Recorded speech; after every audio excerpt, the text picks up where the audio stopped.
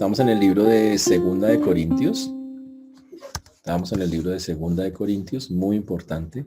Recuerden que hemos estado hablando de esta carta en la cual Pablo abre su corazón. La escribe junto con Timoteo a la iglesia que está en Corinto, no es la segunda tampoco. Había otras intermedias, pero la segunda que tenemos, y por eso se llama Segunda de Corintios.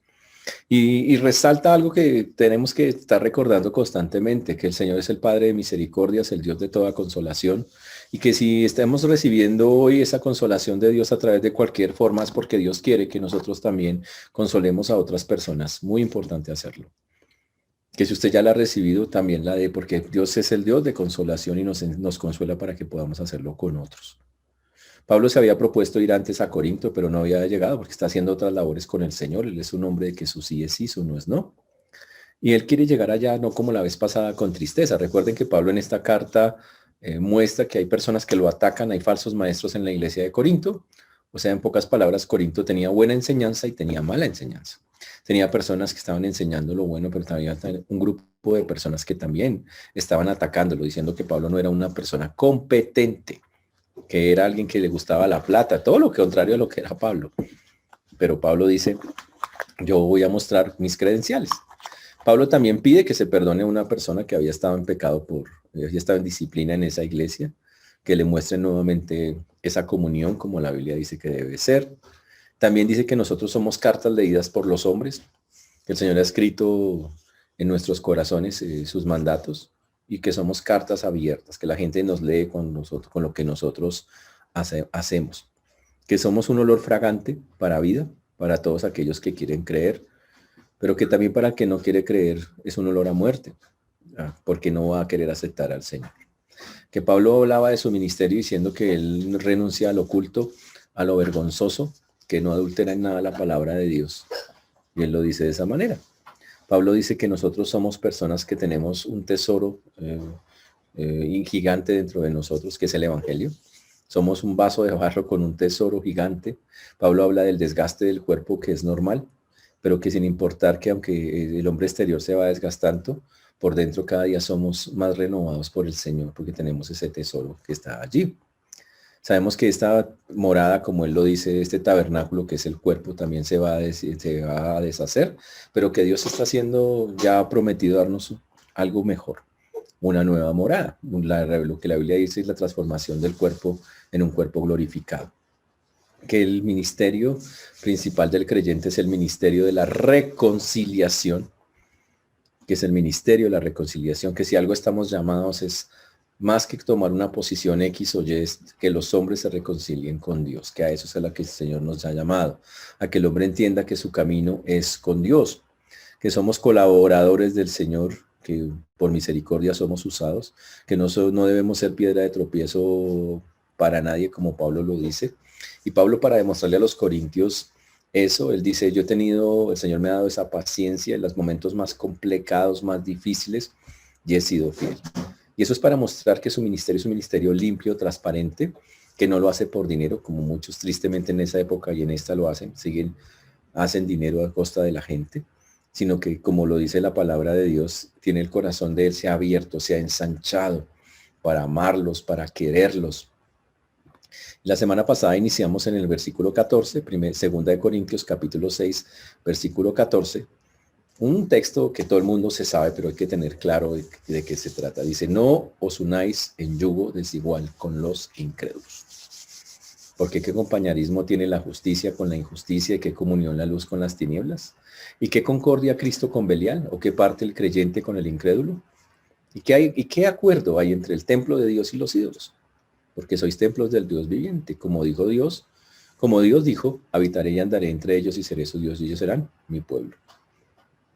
Y comenzamos a hablar la semana pasada de no os juntéis en yugo desigual con los incrédulos. Y vamos a hablar de eso muy, muy profundamente el día de hoy, pidiéndole al Señor que nos guíe. Vamos a orar para comenzar. Señor Dios, te damos gracias por esta mañana, por este tiempo. Te agradecemos porque hasta aquí nos has traído y has sido tú y nadie más que tú, Señor. Gracias porque tú siempre hablas a nuestras vidas, a nuestros corazones. Te rogamos que tengamos un corazón hoy limpio, dispuesto, quita todo que haya en nuestra mente, Perdona todo pensamiento, palabra o acción que no te ha glorificado y que pueda distraernos en este momento. Ayúdanos a estar concentrados y dispuestos para recibir lo que nos quieres enseñar. Ayúdanos a entender que tú nos quieres hablar y que tienes palabras para que nosotros practiquemos. Te rogamos por tu misericordia, Señor, para todos los que nos escuchan, para tu siervo quien habla, en Cristo Jesús. Amén y amén. No os unáis en yugo desigual con los incrédulos. Una de las frases más usadas, más conocidas por los cristianos, pero la pregunta es si la tenemos clara, cómo es que el Señor dice que debe ser esta relación de separación con los incrédulos.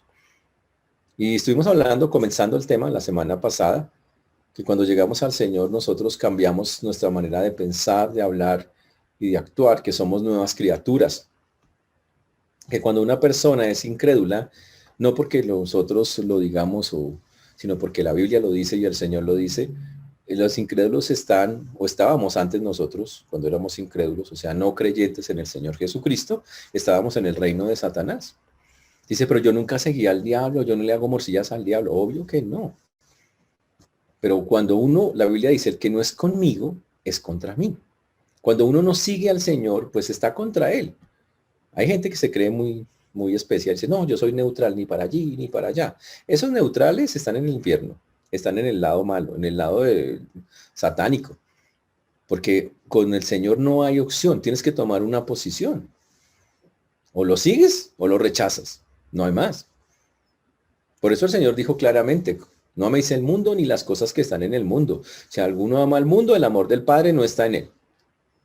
Uy, y hablamos que todo lo que hay en el mundo, los deseos de los ojos, los deseos de la carne y la vanagloria de la vida, no proviene del Padre, sino del mundo. Y estuvimos aclarando específicamente qué era el mundo. Y diciendo que el mundo son todas esas ideas, esas corrientes que la Biblia señala están allí. Y por eso el Señor dice que no sigamos esa línea, esas corrientes, esas líneas de pensamiento pagano que tanto tiempo han estado allí. Por eso también Santiago lo expresó claramente y lo dijo de una manera de pronto más fuerte. Oh, almas adúlteras, ¿no sabéis que la amistad del mundo es enemistad contra Dios? Cualquiera pues que quiera ser amigo del mundo se constituye en enemigo de Dios, que es Santiago capítulo 4, versículo 4.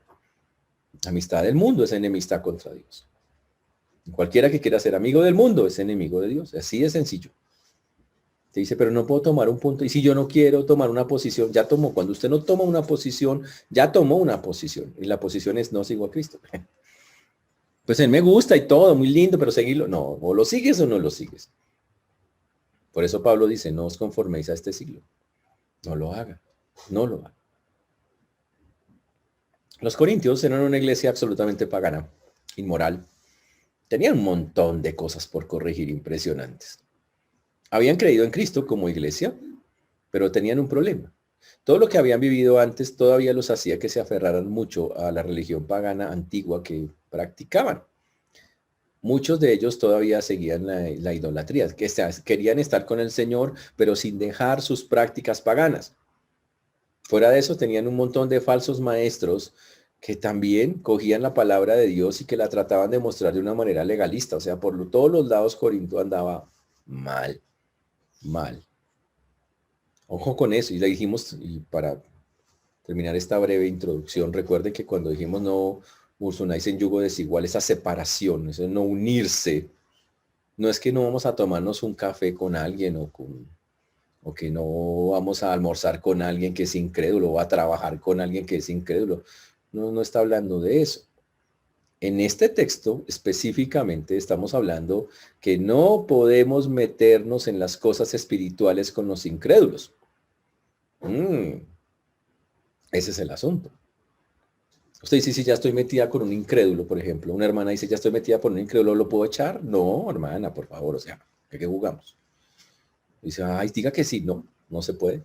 No, si su esposo es inconverso o no creyente, la Biblia tiene unas pautas que usted debe seguir como creyente. ¿Ok? Estamos hablando de que en este momento, básicamente este texto está hablando del aspecto espiritual. Nosotros tenemos que ir a todas las personas no creyentes. Hay un mandato en la Biblia que dice ir por todo el mundo y predicar el evangelio a toda criatura. Hay que ir donde los no creyentes. Eso es. ¿Ok? Pero una cosa es eso y otra cosa es hacer cosas espirituales con los no creyentes.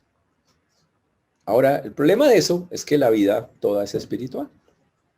Muchas de las cosas. Casarse, eso es un acto espiritual, es una decisión con Dios. Por eso, y obviamente basado no solo en este texto, sino en otros textos, la Biblia dice que si usted se case, cásese en el Señor. Cásese con una persona creyente. Jóvenes acá que no se han casado, que todavía están pensando que, ay, ¿quién será?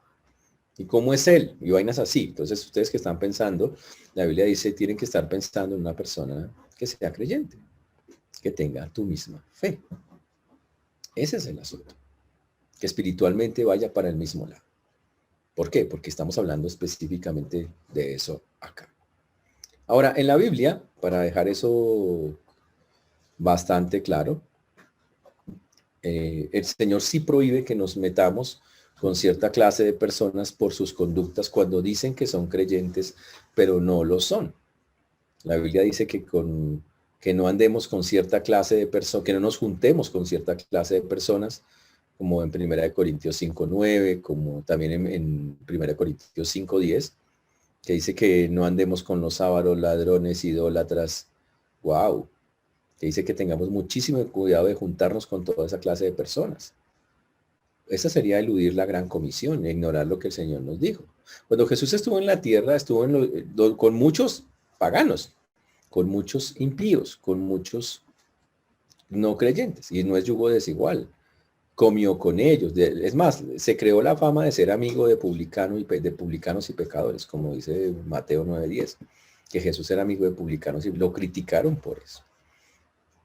Pero lo que la Biblia sí dice es que no nos juntemos, como dice 1 Corintios 5:11, más bien os escribí que no os juntéis con ninguno que llamándose hermano fuese fornicario, avaro, idólatra, maldiciente, borracho, ladrón, con el tal ni aun comáis. Habla que cuando una persona dice que es creyente y abiertamente no le importa andar en esas prácticas, de frente lo hace y no le importa y sabe que, y se dice creyente, dice la Biblia, con el tal no hay coma. Esa es la única, esas son las condiciones de separación. De lo contrario, tenemos que hablar con los ávaros, idólatras, maldicientes, borrachos, tenemos que hablar, buscar esas personas en los momentos adecuados, en las circunstancias adecuadas, para charlar con ellas y hablarles del Señor. Pero si estos se declaran, es que yo soy un creyente, y pues son creyentes, sentía vergüenza de hacer esas cosas. Y la Biblia dice, con ellos sí sepárese. Esa sería la separación. ¿Ok? Ahora, en la Biblia hay muchas, y para dejar eso claro, que sí, no es nunca evitar a un no creyente, porque entonces la familia que tenemos, los trabajos, la universidad y todos esos sitios, la Biblia muestra que los creyentes comían con los incrédulos. Y en la Biblia hay escenas donde el creyente está comiendo con los incrédulos, con el incrédulo. Está en 1 Corintios, sobre todo se vio ese pasaje, en 1 Corintios 8, ¿ok? Cuando hablaba de los creyentes débiles y de los creyentes fuertes. Cuando estaba hablando que cuidado con la comida consagrada a los ídolos. Y 1 Corintios 8:4 lo dice. Acerca pues, 1 Corintios 8:4, acerca pues de las viandas que se sacrifican a los ídolos, sabemos que el ídolo nada es en el mundo y que no hay nada más que un Dios. ¿Ok?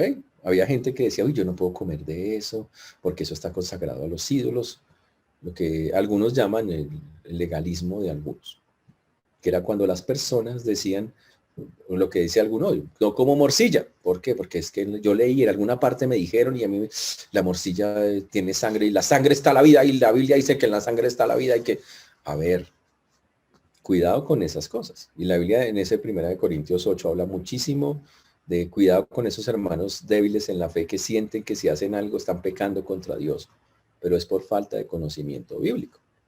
¿Ok? Ahora, el Señor dice que con ellos los tratemos con amor, que les enseñemos y que por amor a ellos absténgase de hacer ciertas cosas mientras ellos aprenden cómo se han de hacer. Pero si un incrédulo, eso es con los hermanos en Cristo, pero si un incrédulo nos invita a comer a la casa, una persona no creyente, la Biblia tiene un versículo súper claro. Vamos a 1 Corintios 10:27, por favor. 1 Corintios 10:27. Dice, ¿están ahí, muchachos? Abran esas Biblias ahí. Si algún incrédulo os invita y queréis ir, vale, cuidado lo que dice acá. De todo lo que se os ponga delante, comed sin preguntar nada por motivos de conciencia.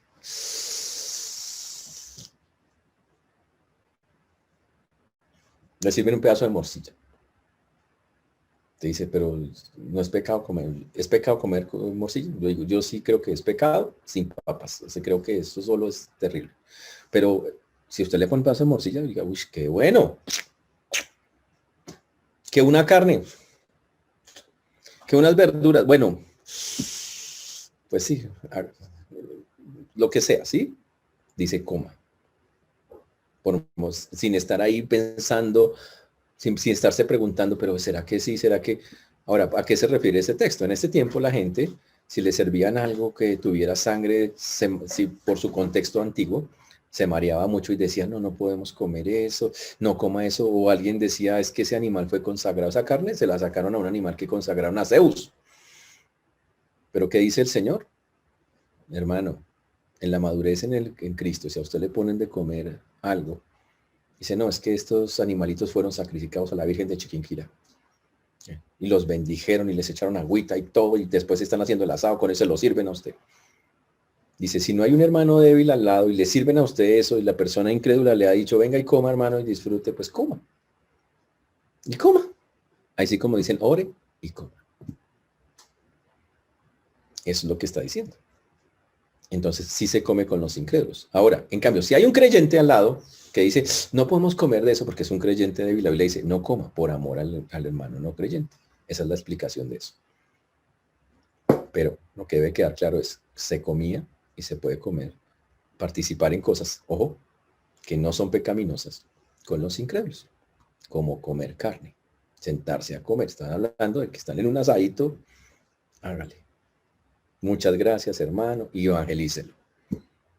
Háblele del Señor. Esa es la forma de hacerlo. A veces el cristiano, en su afán de ser supuestamente espiritual, empieza a mirar a los que no son cristianos como si fueran bichos raros. Uy, ese pagano, ese no sé qué, nada, usted fue un pagano, usted fue un repagano. ¿O quiere que contemos la historia de...? No, vamos a contar la historia de nadie, pero éramos unas bellezas, ¿ok? Entonces, ojo con eso. Entonces, la Biblia no está diciendo que alejemos a la gente, a la familia, no. Que compartimos cosas que podemos compartir, que hay otras que por cuidado no compartimos para evitar con ellos entrar en sus prácticas, pero estamos compartiendo. Pero el mandato acá dice, no se unan en yugo desigual. ¿Ok? Eso está sacado de otra frase que está en la Biblia, donde decía en la ley de Moisés decía, no ararás con buey y con asno juntamente. ¿Por qué? Porque el buey y el asno tienen velocidades diferentes, no tienen la misma fuerza, y los dos animales no pueden andar al tiempo. Y de ahí sacan, no es una en yugo desigual con los incrédulos. Una persona incrédula tiene metas, propósitos espirituales completamente diferentes a los que tiene un creyente.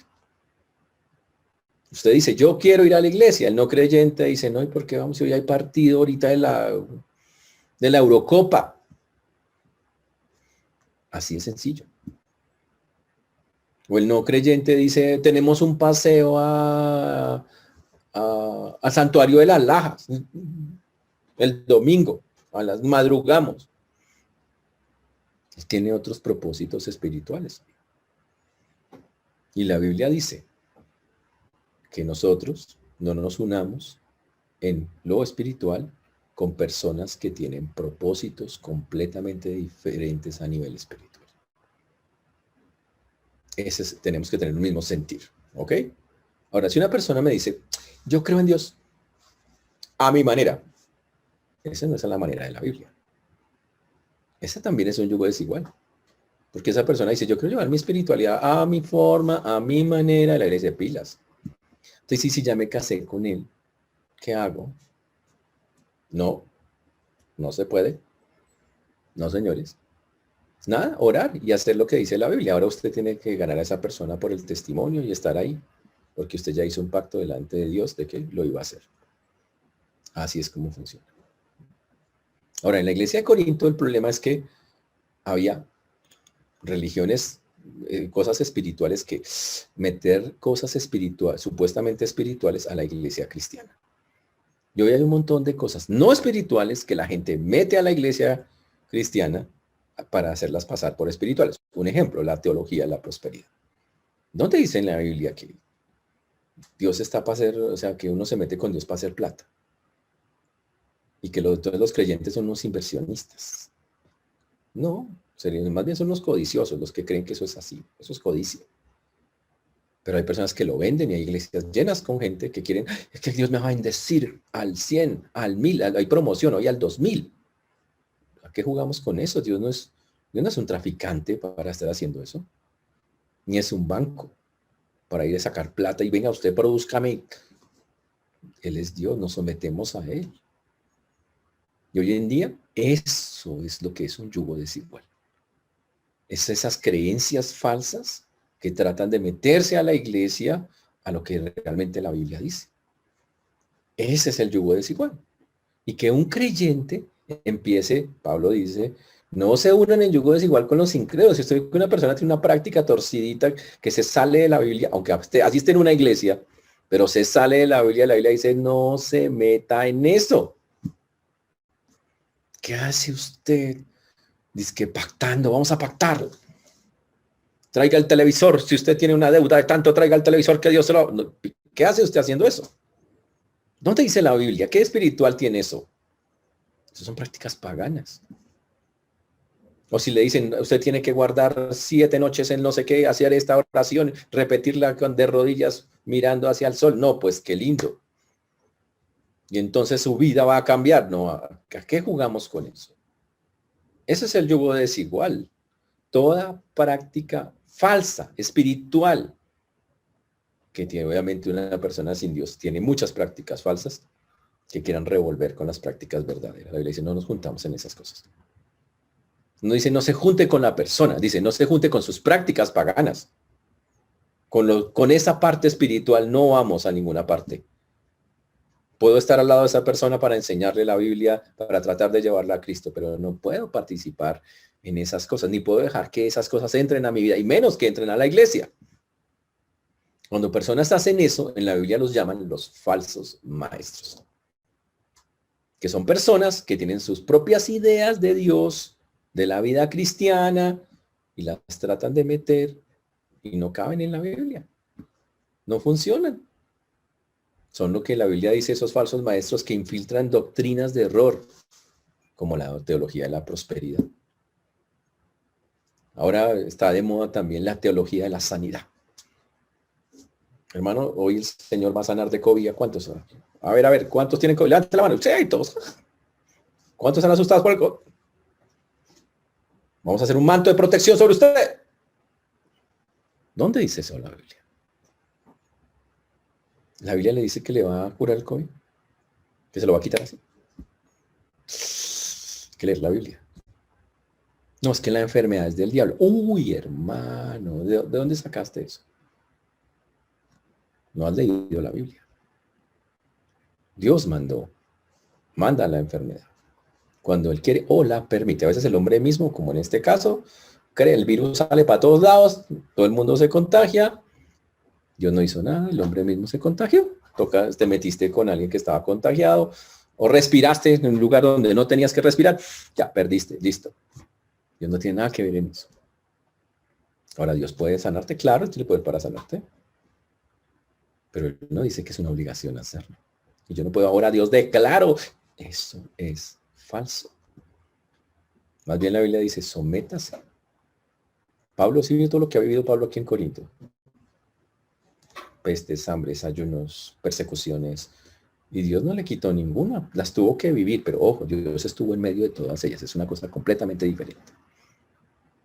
Y la Biblia dice, deje de vivir en yugo desigual pensando que la vida es diferente a como la Biblia la plantea. Creyendo en esas cosas que la gente hace. La idea ahorita de muchos, no, es que ahorita todos están que el COVID es un plan. Sabe que no importa quién creó el COVID. Si lo crearon, si salió, es real. Es absolutamente real, ya está. Está matando gente. Si no, mire sus familias cercanas o su casa mismo. Ahí está. ¿Y qué dice la Biblia? ¿Listo? Señor, tú eres el que puede ayudarme a sobrellevar esto. Y eso es lo que hacemos. Pero ¿qué dice la realidad, espiritualidad falsa? El viernes de milagros, vengan que aquí le vamos a quitar el este. ¿Ah, sí? Mentira. No lo hacen. Falsos maestros. Y la Biblia dice, dejen de andar en esas cosas. Dejen de estar buscando soluciones facilistas con personas que son declarados bíblicamente falsos maestros. Dejen de estar creyendo. Eso es como cuando usted ponía que la matica, la cruz de mayo detrás de la puerta. Que la mata de sábila para que... ¿Qué es eso? Supersticiones. Eso son herejías. Ese es el asunto. Y lo único que hacen esas cosas es desviar a los creyentes del verdadero enfoque de la Biblia. O peor aún, no son creyentes y los hacen desviarse a la condenación eterna. Eso es algo. Ahora, la iglesia de Corinto tenía un problema. Todo su contexto, Corinto había estado, era una mezcla de todas las religiones paganas y ahora están llegó el cristianismo. Y claro, los corintios en su época eran lo peor, o sea, era la ciudad más perversa, de las más perversas de la tierra. Si usted quería ofender a alguien, usted le decía Corintio, y pum, le estaba diciendo la peor grosería de la vida. Porque le está diciendo que era un pagano, un sucio, que estaba metido en las cosas más bravas. Y Pablo cuando llega el cristianismo, les dice, hay que dejar atrás todo eso. Y listo, y muchos lo dejan. Pero otros estaban ahí como tentados, pero es que mire también, y si hacemos este pedacito que hacíamos antes, y si compramos la cruz magnética gran poder corintino, ¿qué haces? Y si tenemos el equeco chiquitico, sí, y si tenemos y todavía sentían como y él dice, ¿qué juegan con eso? No se junten con eso. Recuerden que en Corinto había esta prostitución, había de todo lo perverso habido por haber. Y el Señor dice, no, señores, no se unan en ninguna circunstancia, empresa empresa en el buen sentido, o actividad religiosa, o sea, en un emprendimiento religioso, en algo religioso, con aquellos que no tienen la fe en Cristo. Eso es algo que no debe ser. ¿Por qué? Y entonces Pablo se pone a dar la explicación de por qué no debemos meternos en eso, en lo espiritual con las personas. Ahora, recuerden que su vida es espiritual, ¿ok? Que muchas de sus decisiones son espirituales. Casarse es espiritual. Desde ahí para adelante.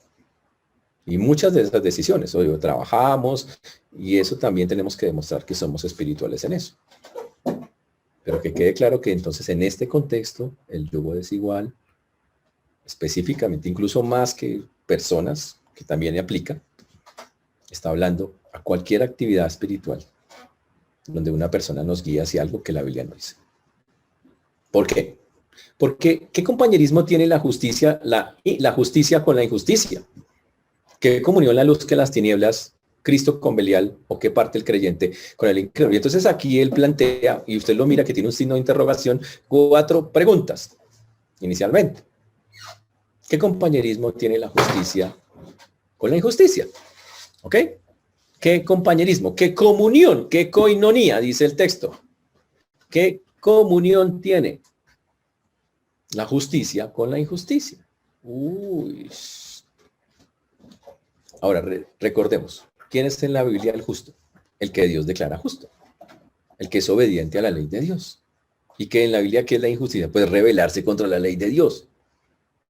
¿Qué es la justicia en un creyente? Algo que el creyente tiene, no, algo que Dios le regaló. Recuerden que nosotros no tenemos justicia propia, que la justicia de Dios fue puesta. La Biblia dice, fue imputada sobre nosotros, colocada. Dice que nosotros, Dios colocó su justicia y que esa justicia caracteriza a todos los que somos creyentes. No por bueno, sino porque Dios la colocó en nosotros. Nos la regaló. Así es como la Biblia lo señala. Es así de sencillo. Por eso el Señor nos declara justos. Por eso el Señor nos dice que ya no tenemos pecado. No porque no lo tengamos, sino porque el Señor puso su justicia sobre nosotros. Esos son la generación de los justos. Fuimos hechos justos, dice la Biblia. Y así nos ve el Señor.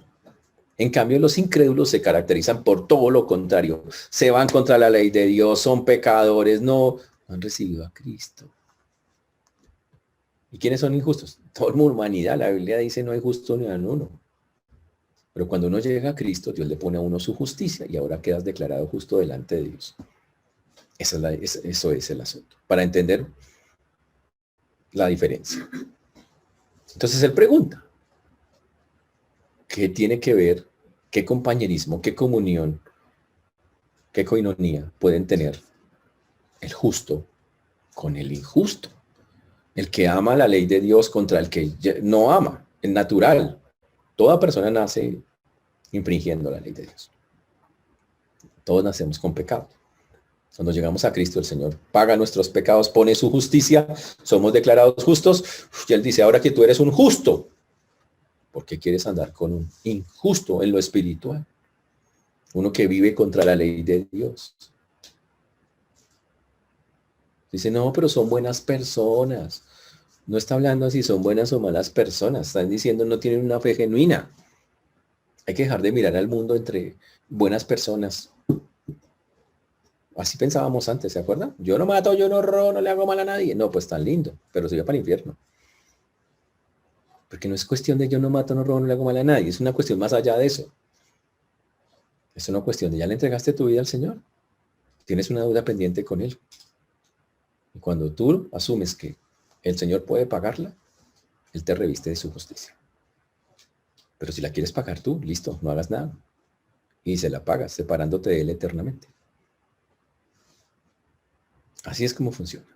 Justicia y justicia. Pregunta, entonces, ¿cómo pueden andar juntos alguien que ama lo de Dios y alguien que no ama lo de Dios?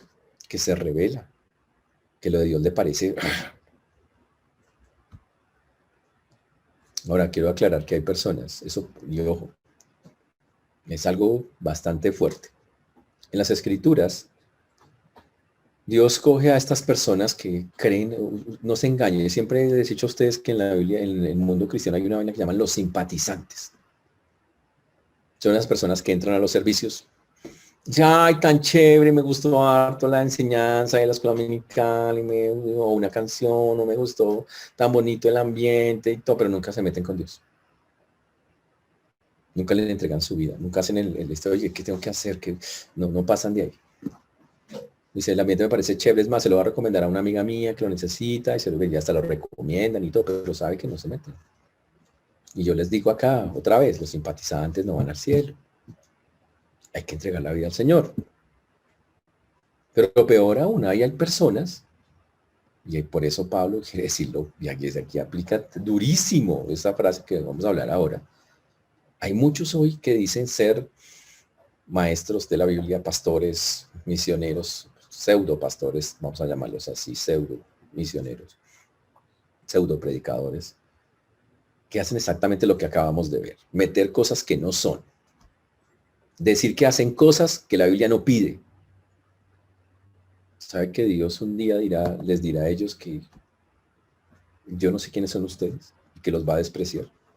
Que ellos pensarán, y eso es un engaño más grande, creerse que están en algo bueno cuando están en algo terrible. Vamos a Mateo 7, 21.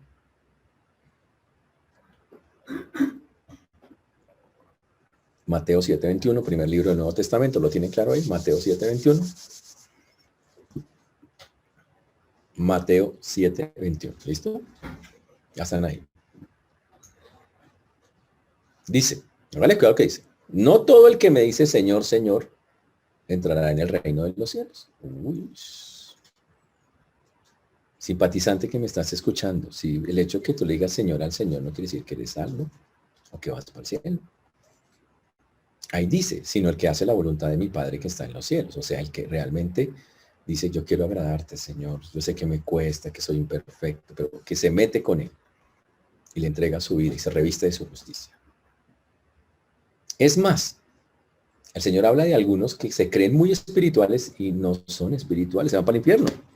Dice ahí en el versículo 22, muchos me dirán en aquel día, Señor, Señor, no profetizamos en tu nombre. Profetas falsos. Como mira bien, esa es la que más conocemos.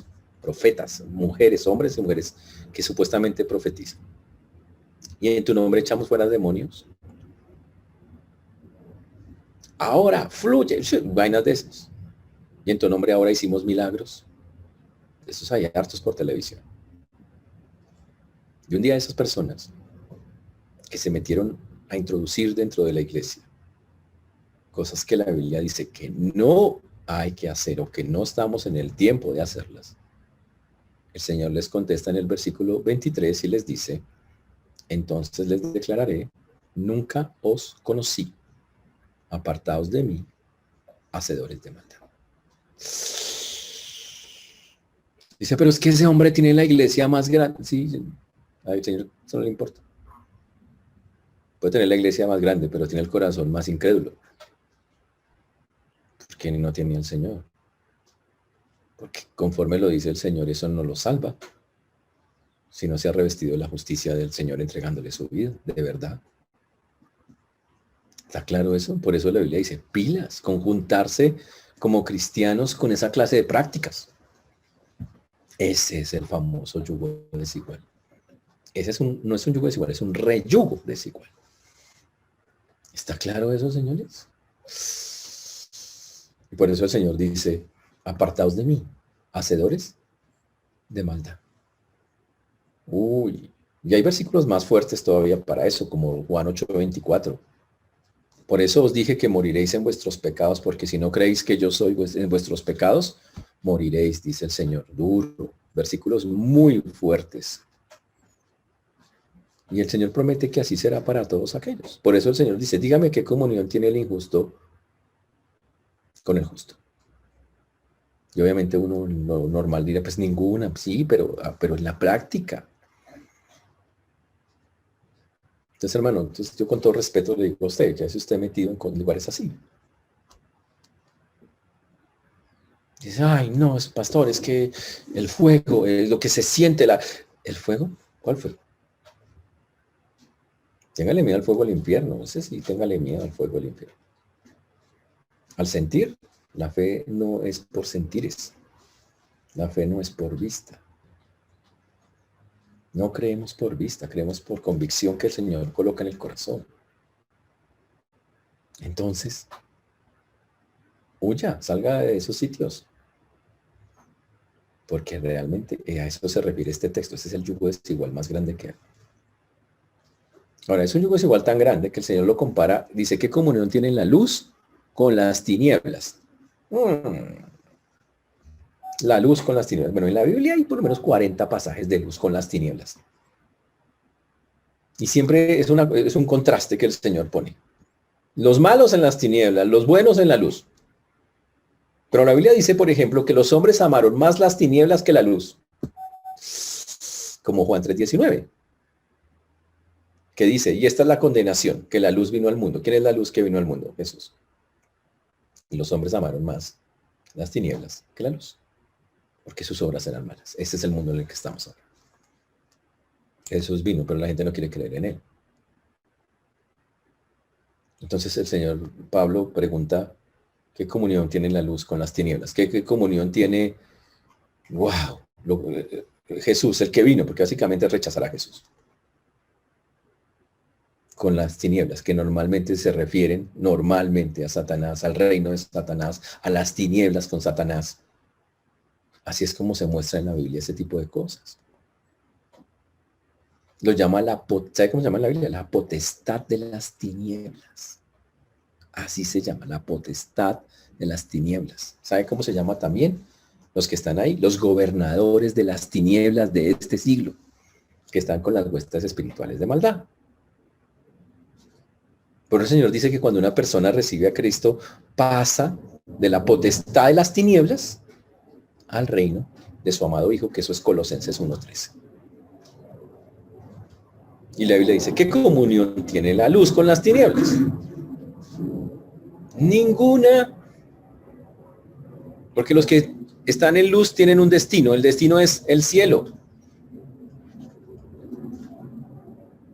Porque esa es la herencia de los que están en la luz. Y sabe que la herencia de los que están en la luz, o sea, los que han seguido la luz que vino al mundo, que es Cristo, la herencia de ellos es el cielo.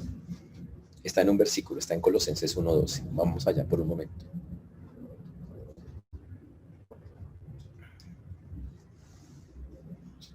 Colosenses 12. Dice, con gozo, dando gracias al Padre que nos hizo aptos para participar de la herencia de los santos en luz. Señores, tenemos los que estamos en la luz tenemos una herencia al cielo, que es la herencia de los santos. Pero también los que están en tinieblas tienen su herencia. Y está por toda la Biblia también la herencia que ellos tendrán. En Mateo 8:12, por ejemplo, dice, mas los hijos del reino serán echados a las tinieblas de afuera. Allí será el lloro y el crujir de dientes. ¿Cómo van a obrar las luz con las tinieblas conjuntamente? ¿Cómo van a tener comunión? La oscuridad nunca va a estar con la luz en un mismo lugar al tiempo. No aguanta. O la luz gana o las tinieblas ganan. No se pueden mezclar. Por eso las prácticas paganas tan grandes hoy que existen, de estar revolviendo cosas allí, de allí, con las cosas de Dios, no tienen ningún sentido y en verdad, es el yugo desigual más grande que existe. Pero Pablo lo lleva más allá, dice, ¿qué concordancia tiene Cristo con Belial? Ahora ya lo lleva a un nivel más alto todavía. Ya habíamos hablado de la justicia y la luz y la injusticia y las tinieblas, pero ahora Pablo lo pone en otros términos, lo pone entre los que manejan los reinos. El reino de la luz manejado por Cristo, el reino de las tinieblas manejado por Belial, un nombre para Satanás, príncipe de la potestad de las tinieblas. Belial significa el perverso. El perverso. Tremendo. Dice, ¿qué acuerdo? ¿Qué concordia la palabra? La palabra concordia significa estar de acuerdo. Dice, ¿cómo va a estar de acuerdo Cristo con Satanás? ¿Cuándo se pusieron de acuerdo? Nunca. Es imposible. No hay cooperación espiritual entre Satanás y Belial, porque entre Satanás y Cristo, porque son enemigos. Belial ataca a Cristo, a Jesús. No hay comunión. Y eso nos lleva a alguna conclusión más grave. Está diciendo que el yugo desigual que practican algunos al dejar meter en sus vidas o en sus congregaciones, ojo, lo que esas partes de religiones paganas o de cosas o de ideas humanas que no son, es satánico. Llega a ese nivel, satánico y perverso. Tristemente hay miles de personas detrás de esas cosas. En una iglesia, creyendo, pero la Biblia dice, eso es satánico. No hay acuerdo en esas cosas. No existe. No pueden ser. No deben estar. No pueden ser. Porque nosotros queremos glorificar a Jesús. Amamos al Señor, queremos vivir para Él, hacerlo todo para su gloria. Y por lo tanto no podemos seguir al príncipe de la potestad del aire, o sea, Satanás. No tenemos nada que ver con ellos, ni nada, no tenemos nada en común. Y por si fuera poco, Pablo hace una cuarta pregunta. ¿Qué parte el creyente con el incrédulo? ¿Qué parte espiritual del creyente se puede mezclar con una parte espiritual del incrédulo? Ninguna. Se oponen completamente. O soy o no soy. El que no es conmigo es contra mí. Yo en la Biblia andarán dos juntos y no están de acuerdo, por ejemplo, como Amós, en el libro de Amós 3:3. La respuesta es por supuesto que no. No vamos a andar juntos si no estamos de acuerdo. Uy. Pero Pablo sigue haciendo preguntas. En ese caso había 4, porque hay una más. ¿Qué acuerdo hay entre el templo de Dios y los ídolos? porque vosotros sois el templo de Dios viviente, como Dios dijo, habitaré y andaré entre ellos y seré su Dios y ellos serán mi pueblo. Y aquí entonces ahora Pablo lo lleva a un nivel mucho más personal. Les dice, ¿tú quién eres? Eres un creyente, ¿cierto? ¿Sabes que cuando eres un creyente eres un templo del Dios viviente? Ush. Eres un templo del Dios viviente.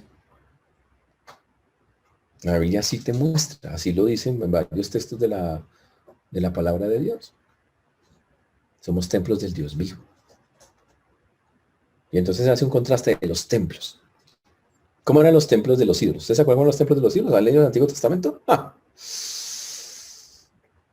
Tristemente debemos decir que en muchos pasajes del Antiguo Testamento, personas que seguían inicialmente a Dios o que conocían de Dios, se desviaron para ir detrás de los templos de los paganos, de los dioses paganos. Montones, hasta el mismo Salomón al final de sus vidas volteaba a mirar, adoraba a Dios en el templo y después se volteaba y adoraba al sol. Pero no fue el único.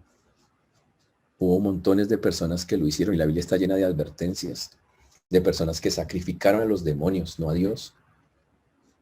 A dioses que no habían conocido, a dioses a nuevos dioses que les aparecían. Y tristemente, y la otra cosa es, Pablo compara el yugo desigual con idolatría.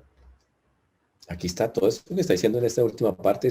Pablo quiere comparar eso y dice, ¿sabe qué? Andar en yugo desigual es como andar en idolatría. Porque es un templo que solo puede adorar a Dios y ahora se quiere meter a adorar con otros que no tienen nada que ver con Dios. Es hacer lo mismo que hicieron muchos hombres, algunos hombres en el Antiguo Testamento que conocían a Dios y se pegaron la desviada de la vida. Sobre todo en los libros de los reyes vamos a encontrar eso, en Primera y Segunda de Reyes. Hombres que decidieron voltearse. Supuestamente adorar a Dios, sí, pero a la vez adorar a Baal, al ejército del cielo. Gente que sacrificó a sus propios hijos, como Manasés en su momento. Que hizo ídolos de dioses abiertamente paganos, sin dejar a Dios.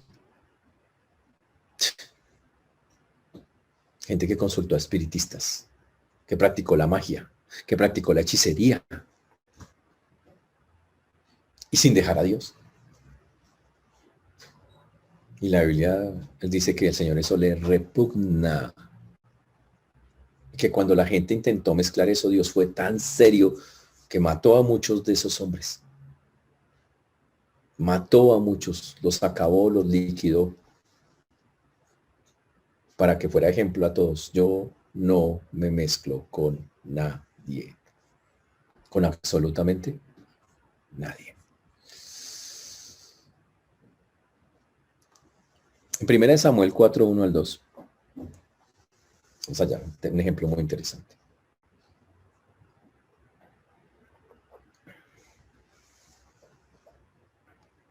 Primera de Samuel 4, 1 al 2 dice, y Samuel habló a todo Israel, dice, por aquel tiempo salió Israel a encontrar en batalla a los filisteos y acampó junto a Benecer, y los filisteos acamparon en Afec. Y los filisteos presentaron la batalla de Israel, y trabándose el combate, Israel fue vencido delante de los filisteos, los cuales hirieron en la batalla en el campo como a 4,000 hombres. Dice el texto, los israelitas entonces todos están en una batalla, están desalentados, y entonces les da lo que hicieron las bellezas de los israelitas. Ellos dijeron, bueno, necesitamos ayuda, pero la verdad estaban muy mal con Dios. Y dijeron, traigamos el arca, que eso con el arca fijo ganamos. Imagínense eso. Hoy llamaríamos eso, tráigame el símbolo ese, tráigame la cruz magnética de gran poder para que con eso yo esté protegido. Creyeron que el arca era una cosa así, para burlarse de Dios. La trajeron para supuestamente ganar la batalla porque se creían invencibles con el arca. Y trajeron el arca, dice el texto ahí en esos siguientes versículos. Versículo 5. Y aconteció que cuando el arca del pacto de Jehová llegó al campamento, todo Israel gritó con gran júbilo y la tierra tembló. Y cuando los filisteos oyeron la voz de júbilo, dijeron, ¿qué voz de gran júbilo es esta en el campamento de los hebreos? Y supieron que el arca de Jehová había sido traída. Y los filisteos tuvieron miedo porque decían, ha venido Dios al campamento. Los filisteos tenían miedo y dijeron, ay de nosotros. Pues antes de ahora no fue así. Ay de nosotros, ¿quién nos librará la mano de estos dioses poderosos? Y ellos tenían miedo porque ellos habían escuchado la historia de Egipto, cómo Dios había vencido. Pero el versículo 10 dice que pelearon pues los filisteos a Israel. Fue vencido y huyeron cada uno a sus tiendas y fue hecha grande mortandad, pues cayeron de Israel 30,000 hombres a pie y el arca de Dios fue robada, tomada y muertos los dos hijos de Eli, que era el sacerdote, Ovni y Fines. Terrible. Y perdieron. Dice que fueron vencidos. Ahora, y aquí es donde viene el asunto, señores, el asunto espiritual, porque para el Señor es un asunto muy serio. Dios no acepta que honremos a otros dioses. Cuando el arca fue tomada, porque ellos lo cogieron como si fuera un agüero, y Dios no lo permitió, Dios permitió que se la llevaran, los filisteos se llevaron el arca a su templo, que está en el capítulo 5, de ahí mismo, de 2 de Samuel 5. Y los filisteos se llevaron el arca al templo, el templo de Dagón, que era el dios de ellos. Pero lo que pasó al día siguiente fue terrible. Dice que versículo 2, 5:2, tomaron los filisteos el arca de Dios, la metieron en la casa de Dagón, la pusieron junto a Dagón, que es un ídolo. Y cuando al siguiente día los de dos se levantaron de mañana, y aquí que Dagón, postrado en tierra delante del arca de Jehová, y tomaron a Dagón y lo volvieron a su lugar. El otro día el muñequito que tenían ellos apareció en el piso, al piso del arca arrodillado. Y el 4, y volviéndose a levantar de mañana, y lo dejaron ahí ese día, y al día siguiente, aquí que Dagón había caído postrado en tierra delante de Jehová, y la cabeza de Dagón y las dos palmas de sus manos estaban cortadas sobre el umbral, habiéndole quedado a Dagón el tronco solamente. Dios, señores, el Dios verdadero no tolera que haya otros, no comparte el escenario con falsos dioses. Por eso, señores, no hay comunión, es yugo desigual. Estar en esas prácticas que no están contempladas en la palabra de Dios. Y es un yugo desigual súper serio. A ese nivel lo muestra el Señor. Él no participa. Y es claro que no participa en esa clase de cosas. Y a lo largo de la historia de la Biblia vamos a notar que cada vez que el pueblo de Dios trató de participar en cosas así, Dios siempre los reprendió, hizo cosas muy duras para que ellos aprendieran que eso no se hace. Incluso en el libro de Ezequiel están uno de los ejemplos más claros, que Dios mismo dice que se retiró. Imagínense que en el templo los sacerdotes pintaron ídolos en el mismo templo, donde oraban. Oraban a Dios y se volteaban y oraban al sol y en unos muñequitos que tenían pintados. ¿Y sabe qué hizo Dios? Ezequiel lo narra en el capítulo 8. El que lo lea, ojalá. Dice que Dios dijo, que él se puso a mirarlos, dijo, ¿sabe qué? Aquí no es un lugar para mí, y se fue. Y se fue del templo. Abandonó el templo. Los dejó y ellos creyeron de ahí en adelante que Dios estaba ahí, pero Dios jamás estuvo ahí. Y adoraban supuestamente a Dios. Dice, yo no estoy por ahí, yo salí hace rato. Ahí le dice que él cogió camino, que se fue por el camino al norte y ¡pum! Chao.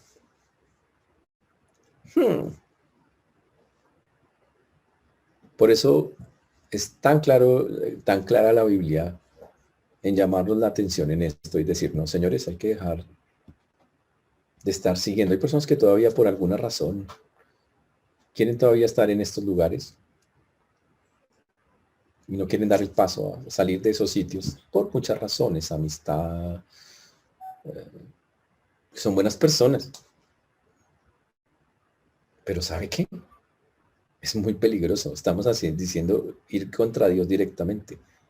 Es el yugo desigual más grande porque estamos practicando lo espiritual con el revuelto que tienen ellos, contradiciendo y desobedeciendo la palabra de Dios. Casi nada. Así de serio es el asunto. Como lo podemos ver, es terriblemente serio. Muy serio, es fuertísimo. Por eso, señores, no podemos estar en eso. No hay comunión. Por eso dice, vosotros sois templo de Dios. Y el templo de Dios solo se puede adorar a Dios. No podemos meternos a nada de adorar a otras cosas que no sean Dios. Por eso dijo el Señor, habitaré y andaré entre ellos y seré su Dios y ellos serán mi pueblo. mi pueblo. Dice, ustedes son el templo y es para que ustedes me adoren a mí, no a dioses falsos, no a prácticas paganas. Porque Él prometió habitar y habita en nosotros. Y nosotros somos su pueblo. Somos su posesión más preciada. Somos algo muy bonito para el Señor. Por eso es inaceptable servir en alguna manera en lo espiritual con prácticas paganas. Es más, si aún le falta a usted una frase, le voy a decir esta final que está aquí. Por lo cual, el Señor da una orden y le dice a la gente que está en esas cosas: salid de en medio de ellos y apartaos, dice el Señor, y no toquéis lo inmundo. Y por eso el Señor usa dos verbos, dos órdenes: salid, apartaos. Dado todo lo anterior, por lo cual el Señor ordena: salgan de esos sitios. Dejen de tener esfuerzos espirituales con personas que efectivamente a la luz de la palabra de Dios son incrédulos. Porque, ¿sabe qué? Usted tiene al Dios vivo en su corazón y no hay forma de relacionarnos en esas religiones paganas diciendo que Dios está ahí cuando tenemos al Dios vivo viviendo en nosotros. Por eso los hijos de la luz no participan con los hijos de las tinieblas. Por eso los hijos que siguen y obedecen al Señor no pueden participar con los hijos de la desobediencia. Porque tenemos que ser agradable al Señor. La Biblia dice que nosotros estamos para reprender las obras infructuosas de las tinieblas. Nosotros no estamos para que los incrédulos se sientan cómodos. Y si hay una persona que aún no recibió a Cristo, no es para que usted se sienta incómodo. Pero sí estamos para decirle la verdad. Hay que entregar la vida al Señor. No porque lo decimos nosotros o porque nosotros no vamos a ganar nada con eso. Usted gana su vida eterna y su relación con Él. Es así de sencillo. Por eso la iglesia está llamada a quitarse de eso, a evitar eso, a cuidarse de que eso llegue a la iglesia. Porque tenemos un Dios santo que nos ha llamado a la santidad, que nos ha llamado a aléjese de esas cosas, evite esas cosas, no deje que esas cosas lleguen a la iglesia. Porque dice el Señor, sed santos porque yo soy santo. Por eso dice, no toquéis lo inmundo. Y en pocas palabras lo que dice es, no se contamine con lo dañino. No participe de las enseñanzas de los falsos maestros. No siga eso. Ay, es que a mí me gusta escuchar a, ¿cómo se llama este señor? Allá la sol, la luna, una cosa así. La Biblia dice, aléjese de esas personas. Porque ¿sabe qué? Adorar al Señor, hacer la obra, los ministerios con el Señor, con quienes pervierten la palabra, no tendrá fruto. No el que el Señor espera. Como pueden darse cuenta, el texto es fuerte. Muy fuerte. Él termina diciendo, yo os recibiré y seré para vosotros por padre y vosotros me seréis hijos e hijas, dice el Señor Todopoderoso. Lo veremos la próxima semana, el pedacito. Pero con esto que hemos visto debe quedar bien claro qué es lo que es un yugo desigual. Es una actividad espiritual que se desarrolla con alguien que no tiene la misma fe, que la tuerce, que la contamina, que la practica. Dice la Biblia, no participe de eso. El Señor dice claramente, salga, apártese, salga de ahí. No se contamine de eso, no porque las personas sean malas, sino porque su práctica contamina la doctrina verdadera. Ahora, en la aplicación de eso, todo lo que es espiritual. Nuestra vida es una vida espiritual. Recuerden, no es escoger a las personas sino hablarles, no. Pero es no seguir esas ideas en lo espiritual que ellos tienen. En el matrimonio, el tipo tiene una idea, yo voy a amar a Dios como yo quiera y yo sí creo en Él, pero a mi manera, y tú puedes ir a tu iglesia y yo voy a la mía y yo voy, sí, ¿a qué juegan con eso? Cosas diferentes. Él es un hijo de desobediencia, usted es un hijo del Señor, obedezca. Esa es la manera de verlo. Pero que quede claro, estamos llamados a estar con ellos, pero no a ser de ellos, ni a practicarme lo espiritual con ellos. La Biblia dice que ellos se conviertan a ti y no tú a ellos. Y ese es el llamado que esta mañana nos hace el Señor en este mundo. Si hay personas que nos están escuchando acá que dijeron, la primera vez que entro y dice pastor lo que dijo. A ver, calma. El Señor les ama mucho. Él ama a los... Él amó este mundo de tal manera que murió por él. Pero no ama que no estemos con él, que no le entreguemos la vida. Eso no lo ama. Por eso es tan importante que usted, los que aún no han entregado su vida a Cristo, entienda que Dios tiene un plan para sus vidas. Que estamos con Él o contra Él, que no hay punto medio. Y que el único que puede decidir eso es usted. Y que los mandatos, esto que está escrito acá, el Señor lo dijo, para las personas que creen en Él no se juntan. Puede que algunos que nos escuchan hayan asistido a esta clase de lugares. No, es que es una prosperidad, yo traje el televisor, yo dejé unas joyitas, yo dejé una platica, yo pacté tal cosa, yo hice esto, yo que la crucecita, que tal, y yo siempre está buscando cómo sacarle algún provecho a Dios. Eso es falso. Dios no es un negociante, ni un traficante. Es al que nos sometemos, dependemos de Él. Pero Él tiene una salida para su vida. Y esa salida es que Él nos le está llamando, le está diciendo acérquese a Él. Entréguele su vida para que en verdad todo esto no caiga en estas prácticas. Para que pase y la justicia del Señor lo revista. Entréguele su vida. Y lo animamos a que, si usted nos está escuchando, hable con nosotros. Le podemos explicar claramente cómo hacerlo, si aún no ha dado este paso. O hable con la persona que le invitó. Seguramente sabrá decirle, mire, hay que entregar la vida a Cristo en esta manera.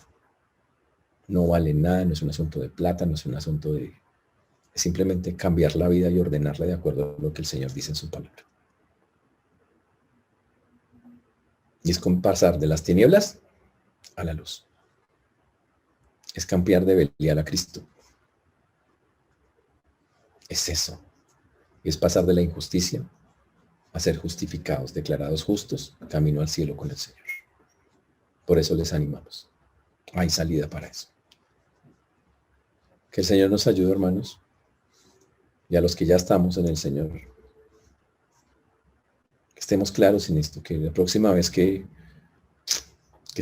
alguien nos traiga, porque nos van a traer ideas, vamos a estar viendo, o alguien nos va a traer un libro, o nos va a comentar. Pero sabes que, mira, no se puede, no podemos participar, mezclar esas cosas que no dice el Señor, que no están con la fe verdadera. Eso sería un yugo desigual y desagrada terriblemente a Dios. El Señor nos ayuda a practicarlo, hermanos. Vamos a orar. Señor Dios, te damos gracias porque tú eres bueno, Señor, porque para siempre es tu misericordia.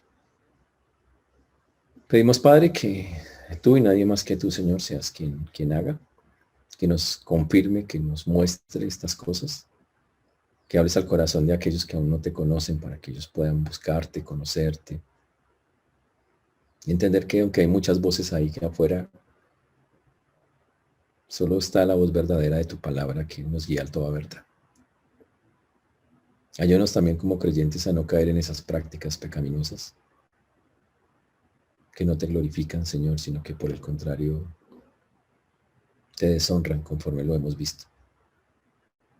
Porque no hay ninguna comunión, Señor, entre lo espiritual y lo injusto, las tinieblas, la desobediencia.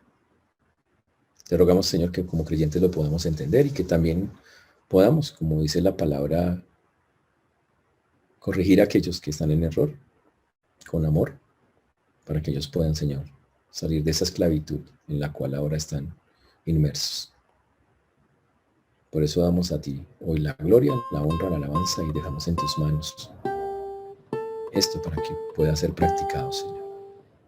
Gracias te damos, Señor, en el nombre de Jesús. Amén y amén.